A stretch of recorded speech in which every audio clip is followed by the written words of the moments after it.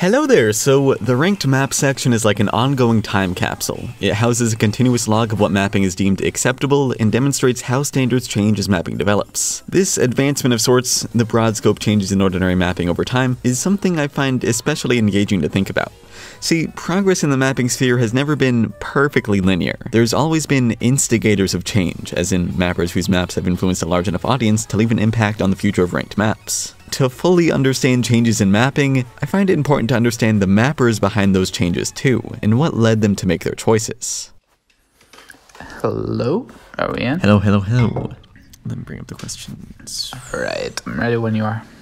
One of those instigators was Hanzer. Be it directly or indirectly, he's affected how a good deal of mappers today design their maps, myself included. Every mapper has a story behind their work, and Hanzer is no exception, though I alone shouldn't be the one to tell it to you. So my name's Klaus. People on the internet probably know me as Hanzer, and I found Osu on the /anime board of 4chan. The first questions in our interview focused on how Hanzer began as a mapper in 2012. When starting out, everyone takes a slightly different path to learn the ropes of making a decent map, so I was curious about two things: whether there was something in Hanzer's early mapping that influenced his innovations, as well as simply what someone learning to map in 2012 focused on, compared to someone like me who learned to map at a later time.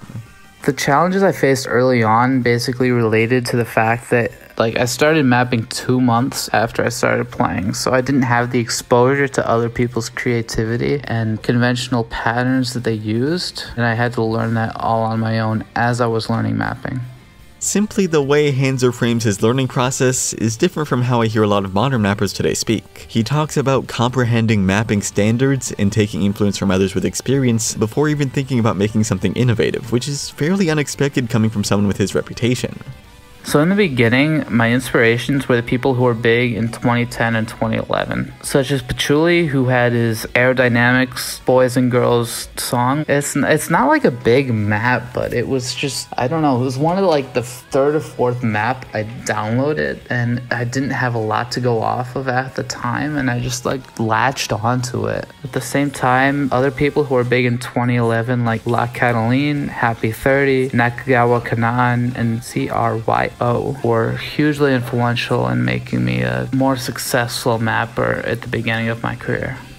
I don't think I can understate how much of a difference early influences make on someone's mapping. Even if they're not particularly unique maps, like the Patchouli one Hanzer referenced, first inspirations can still dictate a mapper's initial thought processes in the editor, which later down the line turn into habits and eventually design ideologies. This concept plays a big factor in how mapping generally changes throughout time. Mappers are people, they come and go, and those who are new usually take inspiration from those who are active in recent history. In Hanzer's case, mapping in 2012 meant drawing influence from 2010 and 2011 mappers, which in itself has significant meaning. Early years of mapping were limited by the editor's deficiencies, and that had an impact on what mappers of that period focused on during the creation process. By following in the footsteps of those older mappers, Hanzer established his own set of mapping values. And that's really interesting.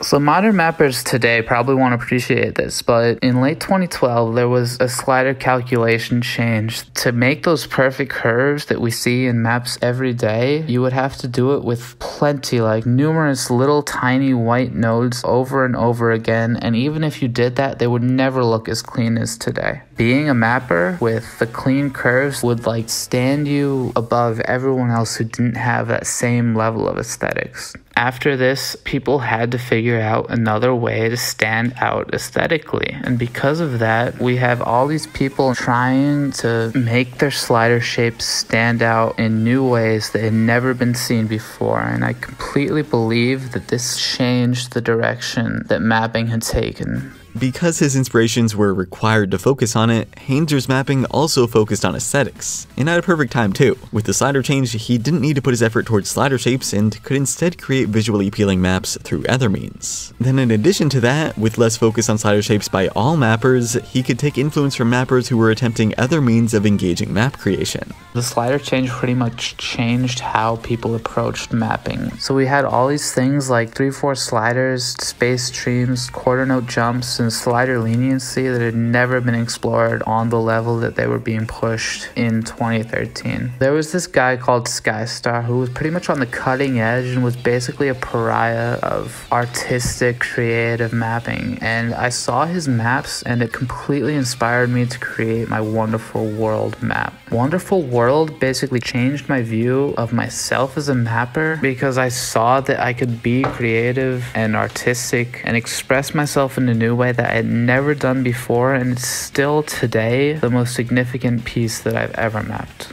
That mindset is what I think mattered most for Hanzer's impact as a mapper. Wonderful World was like the precursor for what would become his source of infamy. It was seen by some as a cool map and by others an overdone misrepresentation of music.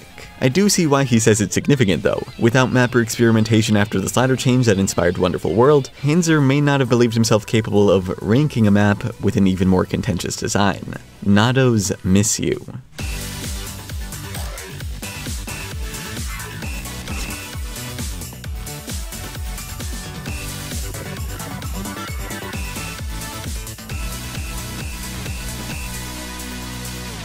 So in Miss You, no one had figured out low BPM before. When I was mapping Wonderful World, it was a 230 BPM song, which was pretty much, you can just rely on the BPM of the song to carry the difficulty of the map. Miss You was 140 BPM. It was so slow, and no one had figured out how to make that kind of map difficult before. So I thought of Happy 30 telling me that mapping at low BPM requires you to take advantage of every sound the song gives you. And so basically I listened to the song at, the slowest playback speed possible, and I just took advantage of that completely. I mapped a note for every single little hi-hat or drum hit or little tiny synth blip that no one would notice, but it's still in the song. And I think that led to a lot of the criticism because people who are just listening to the song would not hear what I was mapping to. It just required you to take a little bit more of a critical ear and just listen to the song as it's presented, and suddenly the whole map just makes sense.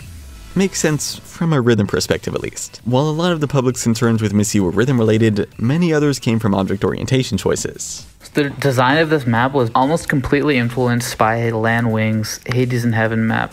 Right in the beginning of the map, you can see where the slider leniency abuses and the quarter note jumps, those are all present in Land Wing's map. But what I did was I just took those ideas, I boosted up the slider velocity, and I abused the shit out of every single idea that he had in that map and just made it more difficult, faster, and more extreme.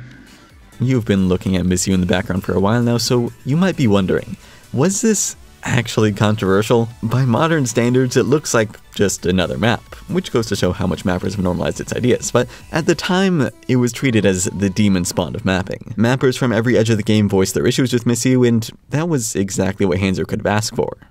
It was pretty funny, actually. My idols at the time were Fanzin and Skystar, and when you look at the threads for their maps, you would see the same kind of criticism. So I just felt really proud my maps were regarded at the same level that they were. Every mapper wishes they were known or famous for something, and from this map, I went from being basically someone that no one really knew about to being at the center of a global community controversy. Despite all the hate it was receiving, mappers slowly began to warm up to Miss You. They saw that it wasn't all bad and its ideas could allow for more liberal and interesting map creation, which led to an influx of Miss You knockoffs that couldn't quite capture what made Miss You work. I think a lot of people who adopted the gimmicks that I used in Miss You didn't understand how they fit into the map as a whole, and they just tried to put them into situations where they didn't make sense. Miss You is a very long song. It has long build-ups. It has a lot of space where you can introduce gimmicks and ideas and everything else you can imagine in a slow and controlled way. So the people who try and just squeeze these gimmicks into their, what I would call player maps, don't understand the calculated nature of Miss You. Overall, though, I think it's pretty necessary for people to try and fail to implement them so they can be adopted successfully by the wider mapping community. Charles445's video explaining the same issue opened the eyes of mappers. As people gradually understood that there was more to Miss You than just random 1/4 notes and erratic spacing, opinions began to flip regarding its quality. Initially, most people were against the map, whereas a year later, it was heralded as one of the first major pillars upholding the design choices of high-intensity electronic music maps. Maps using Miss You's general rhythm density and spacing ideas popped up everywhere afterwards and advanced from there, becoming a staple of mapping today which anyone before 2014 would find absurd. While Miss You was hanzer's claim to fame due to how much of an impact it's had, that wasn't his stopping point. He continued mapping for a while afterwards, receiving appreciation for his hard work and all that comes with making enjoyable maps. Then, he suddenly disappeared. It's easy to forget that mappers are human too. They have reasons behind what they do, and in this question and answer session, Hanzer explained to me why he quit mapping, leading to him rarely touching Osu at all nowadays. Out of respect for his personal life, I'll not give you the same amount of details he gave me, but essentially, he was admitted to the hospital without certainty of living. Obviously, he did pull through in the end, though after that experience, he chose not to dedicate so much of his time to video games and mapping. He returned to Osu every few months to upload the occasional new map, though with a very different mindset from before. So when I left Osu, I left anime, I left Nico Nico Duga, and I got back in touch with the music that I listened to before that influence started to affect me. And so being a kid, being a teenager in the mid-2000s, punk rock and emo music was the kind of music that I listened to when I was growing up. And coincidentally, you know, this music, it has pretty fast, extreme rhythms, and they lend themselves to being used in an Osu map.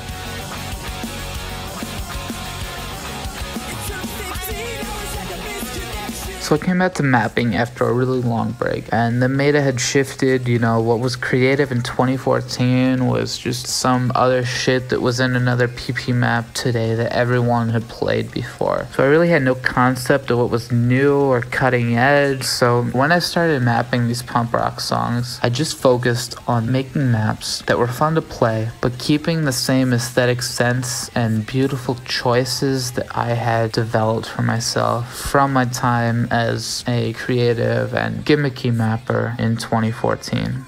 Hanzer's latest maps may not have the same community-wide influence as Wonderful World or Miss You, but they still definitely hold merit. Mappers today grow up under more modern circumstances and learn to focus on different aspects of map design. That's just how influence from the previous generation of mappers works. Having learned to map in an older time with different values and sources of inspiration, then taking those ideas in a direction previously incomparable, Hanzer's maps remain high quality and distinctly recognizable, which is something few retired mappers can achieve. Like I said before, the single thing that sets Osu apart from other rhythm games is its visual component. And so what I value most in a map is how has the mapper mastered the aesthetic and creative side of Osu mapping. People have all these PP maps that are just jumps all over the screen and shit, and it doesn't pay attention to anything at all to aesthetics. And I'm just like, that's not what mapping's about, you know? You might as well play 2DX or whatever the fuck it is. If you're not going to pay attention to aesthetics, mapping's all about beauty and stuff like that. Okay, and we're done. Awesome. Well, thanks again. I'll let you know when the video's done for sure. Awesome. All right, I'll send you these audio files and keep me updated from there.